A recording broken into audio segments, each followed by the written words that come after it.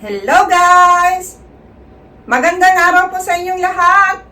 Andito na naman ako sa harap ninyo para magbigay na naman ng isang impormasyon na baka hindi nyo pa nalalaman. Pero bago ko simulan, humihiling lang po ako ng kaunting pabor na isubscribe ang malit na channel ni Ate Stella ninyo. Guys, huwag na tayong paligoy-ligoy pa pero disclaimer lang po. Ang impormasyong ibinibigay sa video na ito ay para sa mga layuning pang-edukasyon lamang at hindi nilayon bilang kapalit ng profesional na payong medical. Maraming salamat. So guys, ang ating topic ngayon ay nanggaling sa ating isang subscriber. Narito po ang kanyang katanungan. Madam, itanong ko lang po kung paano malalaman na sumiping na ang aking partner sa ibang lalaki. So, yan po ang kanyang katanungan kung paano ba raw malalaman kung sumiping na ang kanyang partner sa ibang lalaki. Pero, guys, hindi mo naman sinabi kung kailan ito, no? Kasi natural. Halimbawa, next week siya sumiping, ay sa ngayon, hindi na. So, magbibigay po ako ng mga palatandaan. Ngunit ito po ay halimbawang nakipagsiping siya ngayong araw na ito at umuwi siya ng bahay. Tapos gusto mo siyang yayain na mag-anuhan kayo, magganon kayo. Dito po malalaman ang isang babae na 99% na mga palatandaan na maaring sumiping na ang iyong misis sa ibang lalaki.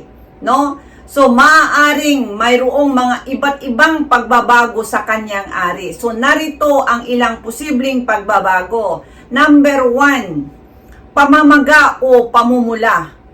Maaaring mamamaga o mamumula ang ari dahil sa pagtaas ng daloy ng dugo sa lugar na yon. So, ang ibig sabihin, kapag ang isang babae nakipagsiping ngayong araw na ito, tapos merong sumiping sa kanya, malalaman po yan dahil yun na nga magbabago, mamamaga, no? Mapula. Malalaman yan ng lalaki, mamamaga po siya. Yan, natural po yan. Ito po sa araw na ito kapag siya ay ginamit ng ibang lalaki. So, mamamaga, mamumula ang ari dahil yung daloy ng dugo sa lugar na yon. So, yan po yung number 1. At ang number 2 naman natin, paglabas ng likas na likido sa ari. Maaring maglabas ng likas na langis o sikretong likido ang ari bilang tugon sa pakikipagtalik. So, malalaman po ng kanyang partner kapag ginalaw niya ito sa parehong araw, no? Na ang tawag dito, ang pepay ng misis natin ay magkakaroon siya ng likas na likido na iyon po ay tanda ng bilang tugon sa pakikipagtalik. So yan, malalaman po yan. So, number 3 naman, sensasyon ng pagiging basang-basa. Maaaring maramdaman ng lalaki ng basang-basa ang kanyang ari, ng kanyang partner dahil sa likido na inilalabas ng katawan bilang bahagi ng natural na proseso ng pagtugon sa sexual na pagpapasigla. So, ibig sabihin, kapag ang isang babae nakipagtalik sa iba, lalo na kung nilabasan siya, magkakaroon talaga yan ng maraming mamamasa, magbasang-basa po siya doon sa loob. Doon sa labas, maaari pong hindi po gaano yan malata. Pero, kung halimbawang ipasok ni mister yung kamay niya, o ang kanyang ari, malalaman sa araw na ito na merong gumamit sa kanya kasi naiiba po doon sa loob dahil nga naghalo na yung kapag doon nilabas ng lalaki yung naging niya sa loob, tapos yung rin ng natural na lubrikasyon ng babae, maghalo po doon sa loob nun ng pepay ng babae. Doon malalaman yan dahil naiiba talaga siya, magbasang-basa doon sa loob. So, yan po yung number 3. At ang number 4 naman, paglaki o pagluwang, no? Na bukana ng ari. Pansamantalang maaring lumuwag o lumaki ang bukana ng ari dahil sa pagpasok ng ari ng lalaki. So, ang ibig sabihin dito guys, sa paglaki o pagluwang, pansamantala lang po ito, mga isang oras, no? Dahil nga, ano siya, ginamit siya na ilang ano pa lang, ilang oras, tapos gagamitin mo. Malalaman na malalaman yan, dahil yung ano niya nga, yung pagluwag ng bukana, no? Pero yun nga lang, pansamantala po itong lumalaki ng bukana dahil sa pagpasok lang ng ari. So, dyan, malalaman din yan ng lalaki, no? Ng mister. At ang number 5 naman, pananakit o discomfort. Maaaring makaranas ng kaunting pananakit o discomfort, lalo na kung masyadong marahas o matagal na ang pakikipagtalik. So, ang isang babae, kapag matagal siyang nakipagtalik, no, doon sa kanyang kapariha, doon sa kanyang kinalulukuhan, makaranas po siya ng pananakit. Kaya, kung halimbawang si Mr. sabihin niya na, mag-ano tayo, ganito tayo, may tendency po na hindi po yan sa papayag dahil masakit pa po yun, namumula na, namamaga pa, tapos, yun na nga, discomfort po sa kanya yun, kaya may posibleng aayaw po siya. Yan po, kaya ang pinaka-the best po ay, anuhin natin, yung kung gusto nyong malaman talaga, kahit hawakan nyo o anong gawin nyo, malalaman nyo pa rin yun. Yan po yung number 4, no? Number 5. At ang number 6 naman natin, pag-iiba ng amoy. Ito talaga, ito na ang 99%, no? Pag-iiba ng amoy. Maaaring magbago ang amoy ng ari dahil sa paghalong likido mula sa parehong partner. Yun na yun. Kapag ang inyong misis o ang isang babae nagluko, tapos yung araw na yon ay gagamitin mo siya, maaamoy nyo po yung, alam nyo na yon, yung katulad ng amoy ninyo.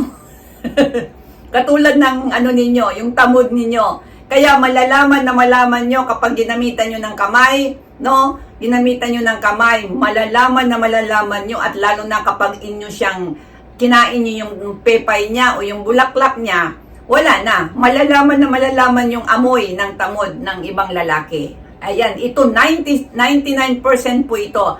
Pero guys, ano yan, meron din yang halimbawang ilang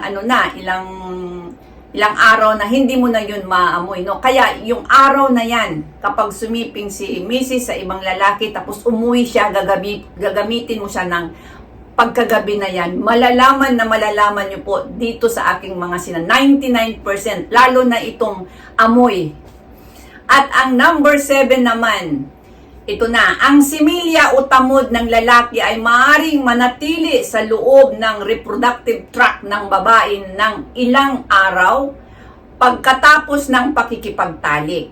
Karaniwan, ang sperm cells ay maaaring mabuhay sa loob ng reproductive tract ng babae na hanggang 5 araw. Depende to sa kondisyon ng cervical mucus at iba pang mga salik. Kaya may posibilidad na magbuntis ang babae kahit na ilang araw nang lumipas mula sa pakikipagtalik. Basta't may ovulation na nanaganap sa panahong yun, ha?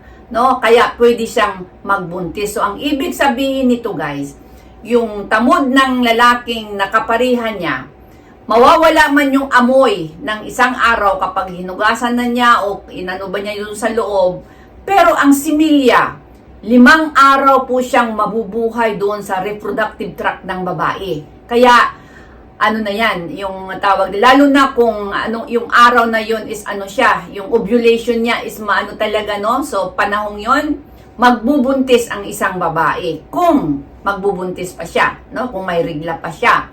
Yun na yon. Kaya, yan yung sinasabi natin guys na kapag ang mga ito ay makikita nyo at nyo yung pepay ng inyong misis, malalaman nyo talaga na ginamit siya ng araw na yan, ng ibang lalaki. Kung hindi nyo po siya ginamit, ha, tapos bigla siyang uwi ng bahay, tapos pagkagabi, yayain nyo siya, tapos, yun na. Ito na ang titingnan ninyo. Yan ay talagang 99%. Ito yung amoy na lang, yung similya o tamod, no, ng lalaki. Dahil kapareho po yan sa amoy ninyo, sa tamod ninyo. Kaya yan po. So, para doon sa, nagtanong dito, So yan lang itong binigay ko sa iyo na sana makita mo. Ginawan ko na lang din ng vlog para na rin sa pangkalahatan.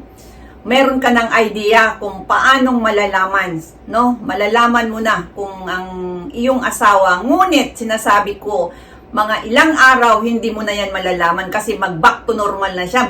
Babalik na yung pamamaga, mawawala na yon. Yung pamumula, mawawala na yon. Yung pagluwag niya kaunti, mawawala na yon. Yung pananakit, mawawala na yon. So, pati ang amoy, mawawala na yon. Ang problema, kung maiiwan yung similya doon sa loob ng 5 araw, kung pwede kang magbuntis ang iyong misis, magbubuntis po siya kung nirerigla pa, no? Yun ang ang mangyayari.